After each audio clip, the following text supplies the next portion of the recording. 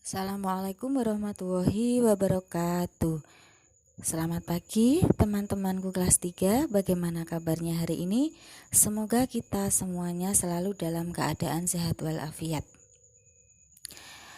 Oke teman-temanku kelas 3, tak terasa kita sudah sampai di tema 1 subtema 3 tentang pertumbuhan hewan.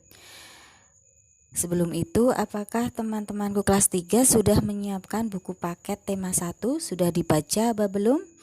Kemudian jangan lupa LKS-nya juga dibaca ya untuk subtema 3-nya. Karena kemarin untuk subtema 1 sama subtema 2 sudah dibaca, sekarang gantian subtema 3-nya juga ikut dibaca.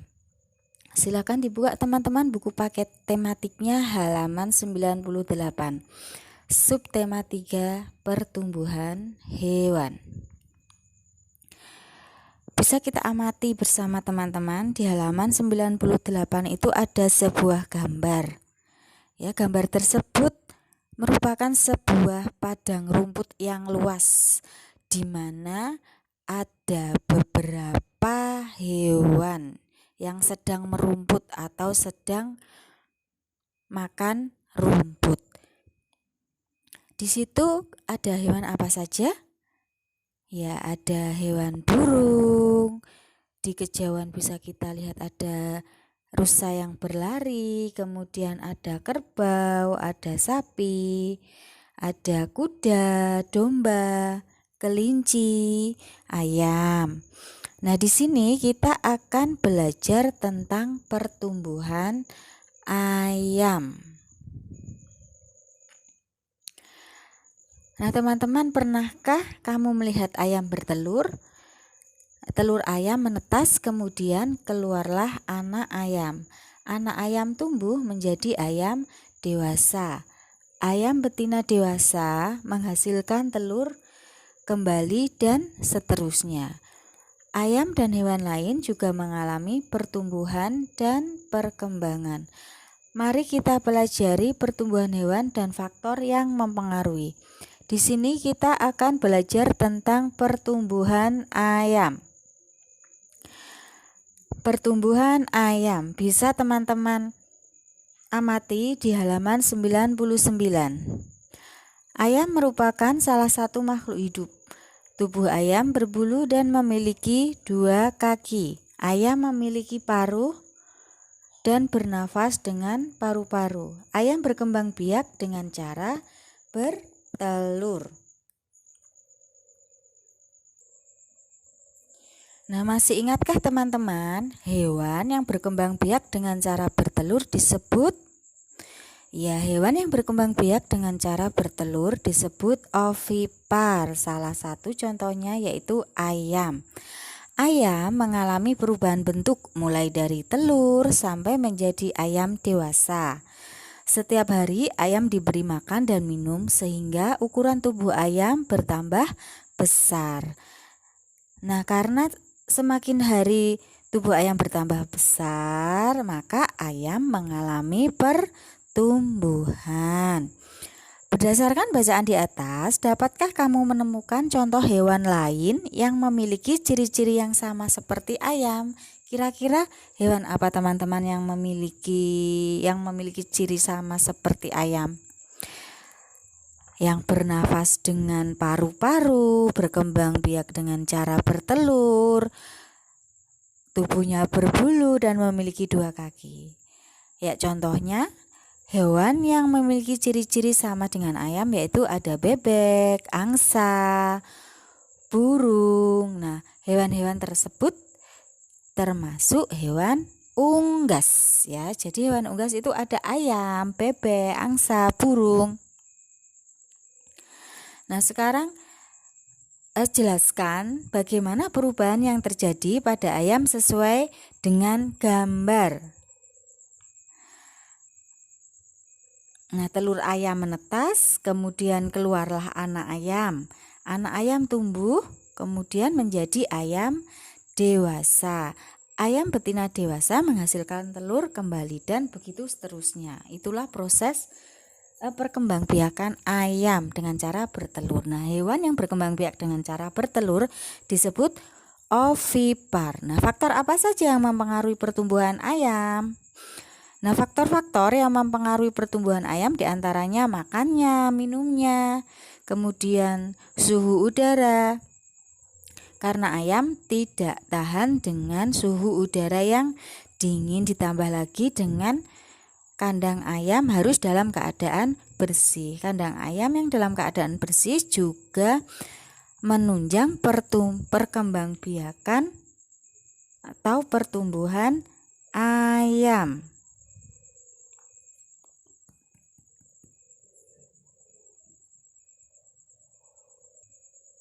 Nah, apakah teman-teman bisa menggambar seekor ayam? Nah, jika teman-teman merasa kesulitan untuk menggambar seekor ayam, teman-teman bisa melihat langkah-langkah bagaimana menggambar seekor ayam beserta anak ayam. Ya, bisa teman-teman lihat di halaman 102 buku paket tema 1. Kemudian kita beralih ke halaman 103. Udin memiliki hewan peliharaan. Hewan peliharaan Udin adalah 2 ayam betina dan 2 ayam jantan. Kedua ayam betina peliharaan Udin bertelur. Masing-masing ayam betina bertelur 10 butir. Setelah 21 hari, telur ayam Udin menetas menjadi anak ayam. Jadi ketika induk ayam mengerami telurnya dan telur tersebut bisa menetas setelah 21 hari atau selama 3 minggu. Nah, Udin menyimpan anak ayamnya pada 2 kandang yang berbeda. Jadi Udin memiliki 2 kandang untuk anak ayam. Berapa banyak anak ayam Udin semuanya? Nah, bisa teman-teman lihat di situ caranya ya. Ada 2 kandang yang masing-masing kandang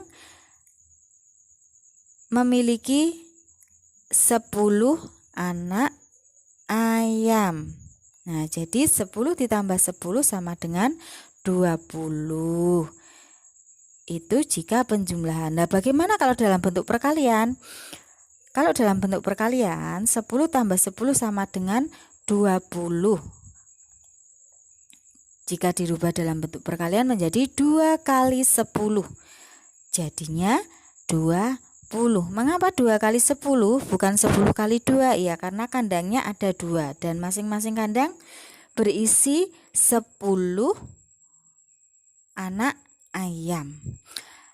Untuk lebih jelasnya, sebelum itu ya, penjumlahan berulang dengan bilangan yang sama disebut perkalian. Nah, hari ini kemarin kita sudah belajar tentang penjumlahan dan pengurangan. Hari ini kita akan belajar tentang perkalian. Apa itu perkalian? Perkalian adalah penjumlahan berulang dengan bilangan yang sama. Nah, untuk lebih jelasnya bisa diperhatikan penjelasan dari Ustadzah berikut ini.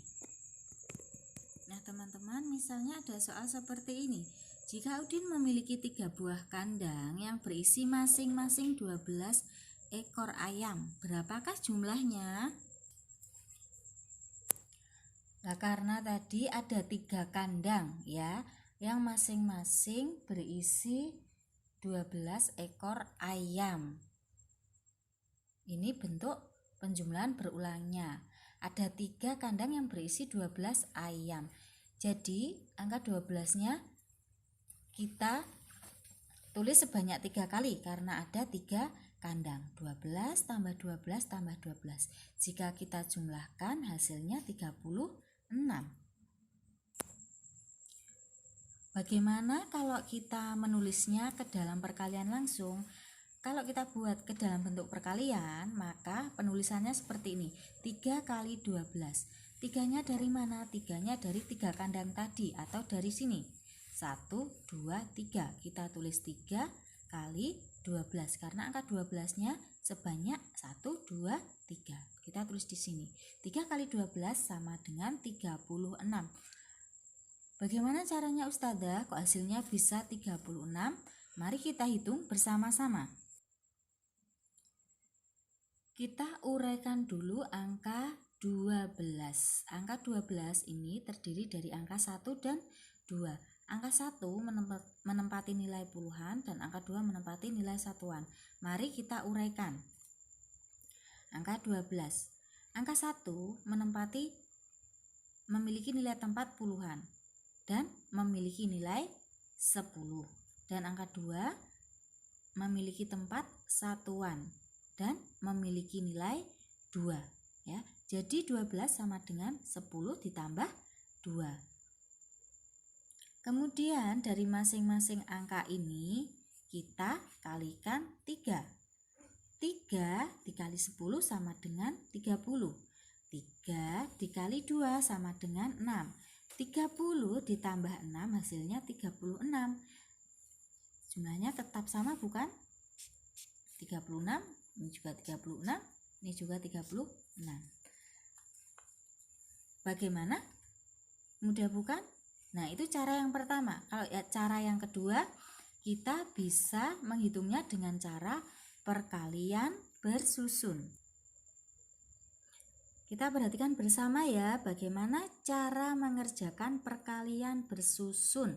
Ya, tadi ada ini angka 12 tambah 12 tambah 12 sama dengan 3 dikali 12 ya.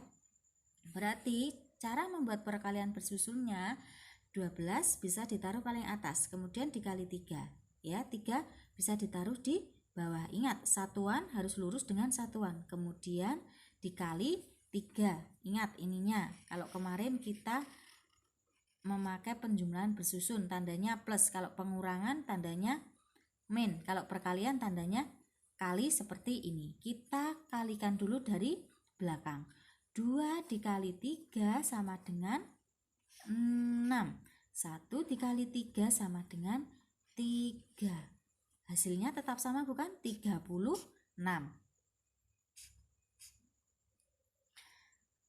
Nah, di sini teman-teman kuncinya harus sudah hafal perkalian. Tentunya teman-teman sudah hafal perkalian bukan? Karena penghitungan perkalian sudah ada di kelas 2. Jadi Ustazah harapkan teman-teman sudah hafal dengan perkalian, sehingga nanti teman-teman bisa mudah dalam pengerjaan soal. Demikian itu tadi teman-teman ya, bagaimana cara pengerjaan bilangan perkalian dengan memakai cara 1 atau dengan memakai cara yang kedua. Semoga paham ya teman-teman. Nah teman-teman, tadi kita sudah mempelajari tentang bagaimana pertumbuhan ayam. Nah sekarang kita akan belajar tentang pertumbuhan hewan melahirkan. Tadi ayam kan hewan bertelur disebut ovipar. Nah sekarang kita akan belajar tentang bagaimana pertumbuhan hewan melahirkan yang disebut dengan vivipar. Nah, bisa teman-teman baca terlebih dahulu ya di buku tema 1 halaman 108. Di situ ada teks bacaan yang berjudul pertumbuhan kucing. Pertumbuhan kucing. Hari ini Siti senang sekali. Kucing peliharaan Siti melahirkan 5 anak kucing yang lucu. Anak kucing yang dilahirkan memiliki warna yang berbeda. 3 anak kucing berwarna putih seperti induknya. 1 anak kucing berwarna hitam. 1 anak kucing lainnya berwarna belang. Siti senang memelihara kucing karena kucing termasuk hewan yang pintar. Siti menyiapkan tempat tinggal kucing dan menjaga kebersihannya. Setiap hari Siti memberi makan, minum, dan memandikan kucingnya secara teratur. Kucing peliharaan Siti tumbuh besar. Kucing Siti mengalami pertumbuhan. Siti menyayangi dan menjaga hewan peliharaannya.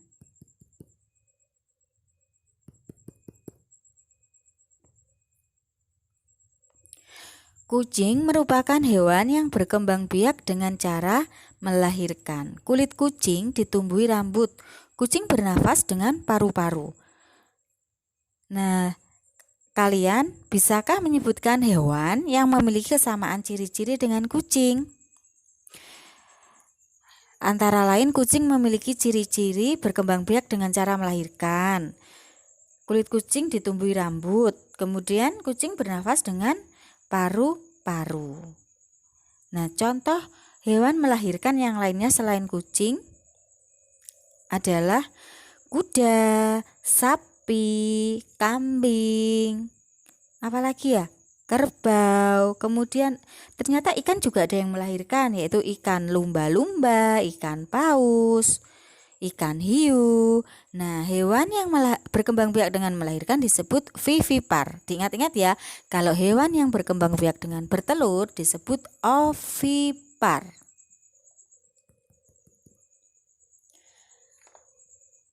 Nah, faktor yang mempengaruhi pertumbuhan kucing apa saja? Kalau tadi faktor yang mempengaruhi pertumbuhan ayam ada makan, minum, kandang yang bersih, kemudian suhu udara. Nah, kalau pada kucing faktor yang mempengaruhi pertumbuhan kucing hampir sama dengan ayam ya. Makan dan minumnya juga harus diperhatikan. Kandangnya juga harus bersih, dijaga kebersihannya. Itu tadi faktor yang mempengaruhi pertumbuhan kucing.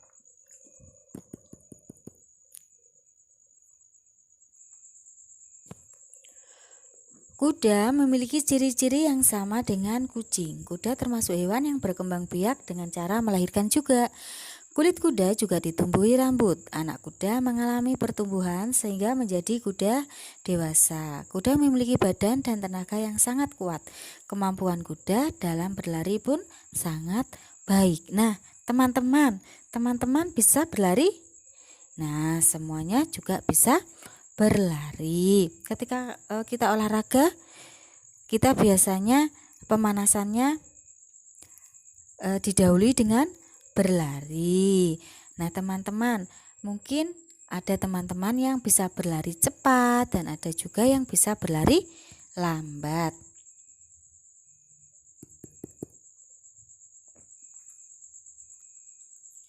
Meskipun kita bisa berlari dengan cepat, tapi kita tidak boleh mengejek teman yang berlari lambat. Kita harus menghargai perbedaan kemampuan teman kita. Mengajak berlatih bersama untuk meningkatkan kemampuan adalah hal baik yang dapat kita lakukan. Mengajak berlatih bersama merupakan salah satu sikap saling menghargai kemampuan teman. Jika kita selalu menjaga sikap saling menghargai, maka kita dapat menjalin pertemanan dengan baik. Kalau pertemanan kita baik, otomatis akan tercipta sebuah kerukunan. Tuhan sangat menyayangi anak yang suka menolong. Allah juga sangat senang terhadap anak yang menghargai temannya. Menyayangi dan menghargai teman termasuk melaksanakan perintah Allah.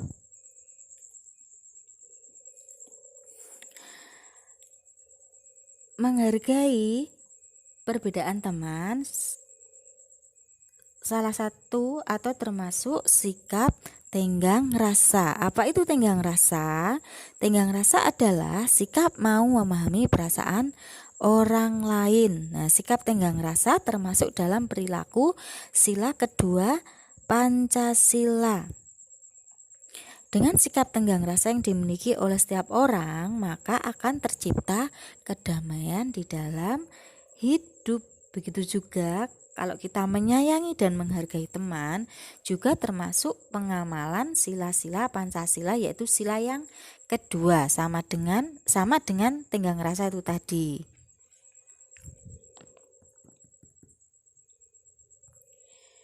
Nah, itu teman-teman, pembelajaran kita hari ini. Semoga apa yang Ustazah sampaikan bisa bermanfaat untuk kita semua.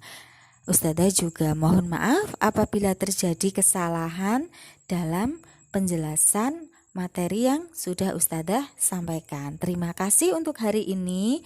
Tetap jaga kesehatan, tetap belajar di rumah. Semangatnya harus lebih lagi, jangan sampai kendor. tetap dijaga ibadahnya, rajin berdoa agar kita cepat masuk sekolah. Ya, sampai di sini dulu ya teman-teman. Terima kasih. Wassalamualaikum warahmatullahi wabarakatuh.